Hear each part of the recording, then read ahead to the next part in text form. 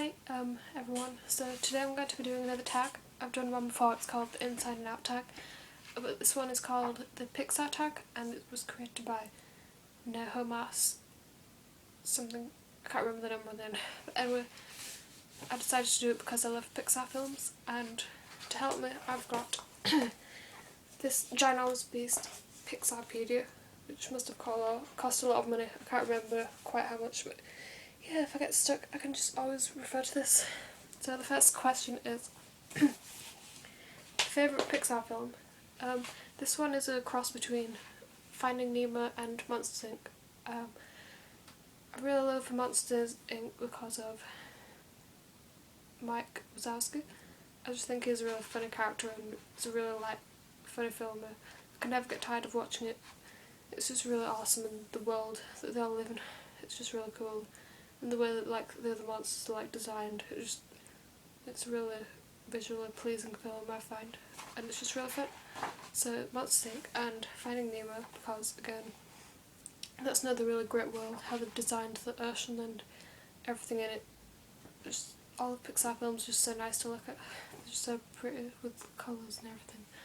But yeah, I love Finding Nemo because I think it's a really heartfelt story, and I love Dory. She's just one of the funniest Pixar characters ever, so I love it because of that. And yeah, I just really love Finding Nemo and Monsters Inc. So it's a cross between those two. The second question is funniest Pixar film, and I'd have to say Finding Nemo again, because like I said, because of Dory, and I just can't help laughing whenever she's on the screen. And also because of when they're with all the sharks and they can all of a sudden they cut themselves and the shark can smell the blood, and it's just I just find that really funny. The whole scene with the sharks, it's just funny, and yeah, I just love Finding Nemo. I could watch it again and again. The saddest one, it's a cross between Up and Toy Story 3. I chose Toy Story 3 because at the end, because Andy gives all his toys away to Bonnie, and it's real sad because he's parting with them after so long, and we've watched them in the first two films and now they're going to live a new life and never see him again, and it's just real sad. And Up because of the beginning of the film. Need to say more? If you've watched Up you'll understand. That's just a really sad moment, and really feel for the guy, the old man. It's just really sad. But yeah, it's still a good film though, but they're my top saddest Pixar films. Number 5, the saddest Pixar moments. These are in a particular order, but these are what I've found to be the saddest ones.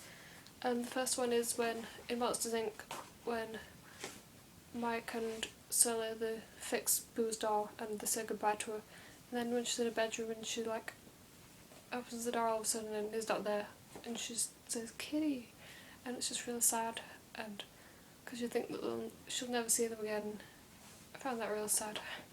The second one is where she sings, Jessie the cowgirl, she sings "When She Loves Me," and there's just a flashback to her former life with Emily, and that's really sad as well. I know it's just, I don't know, it's just the song that's real sad, and the whole flashback thing, and it just really gets to me. Yeah, so that's that. And the third one is the beginning of Finding Nemo, when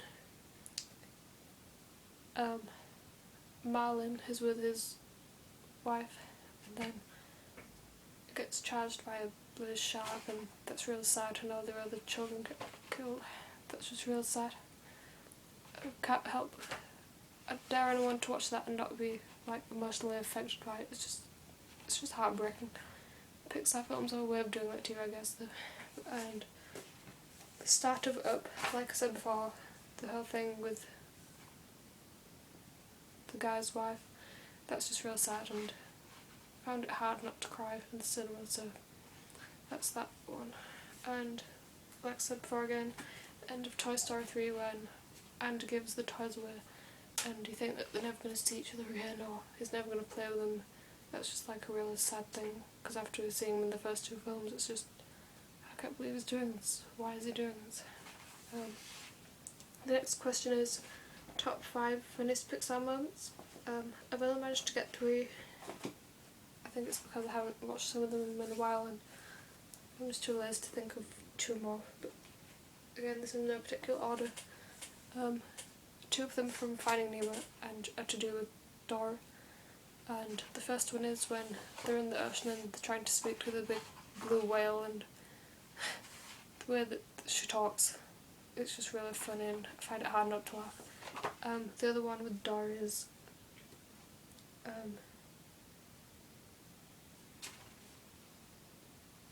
think it's the bit when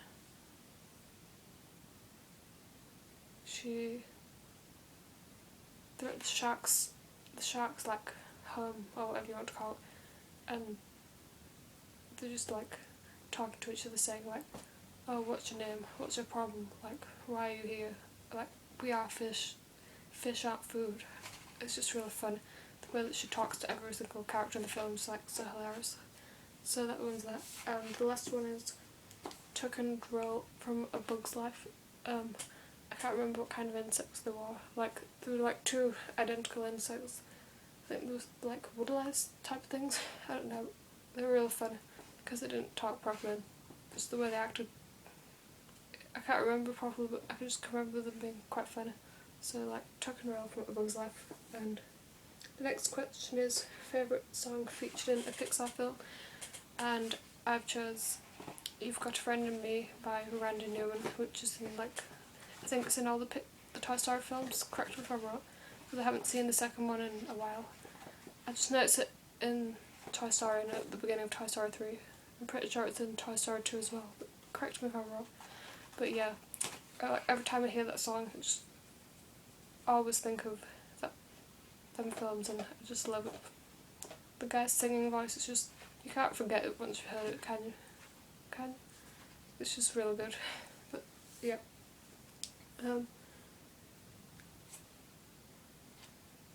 This next question is favourite musical score. I don't know how to answer this one. If this makes me sound really stupid and unintelligent, then I don't know. I really like the music in Toy Story, like all of the Toy Story films, if this counts.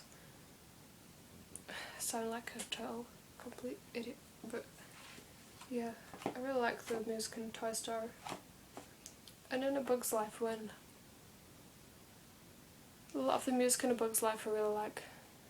If anyone knows what I mean, it's like played like constantly throughout the film, but I just can't. I've been too lazy to look up who composed it, but yeah, I really like the music in that and the Toy Story films. And favourite Pixar voice artists, I chose Billy Crystal, who voices Mike in Monsters Inc. Every time I hear him talk or just see him, I'm just instantly reminded of Mike Wazowski. He's like a really memorable voice, I think, and he just really brings the character to life, and he's a fun character as well. So yeah, I chose him, and I chose Ellen DeGeneres, who obviously voices Dora.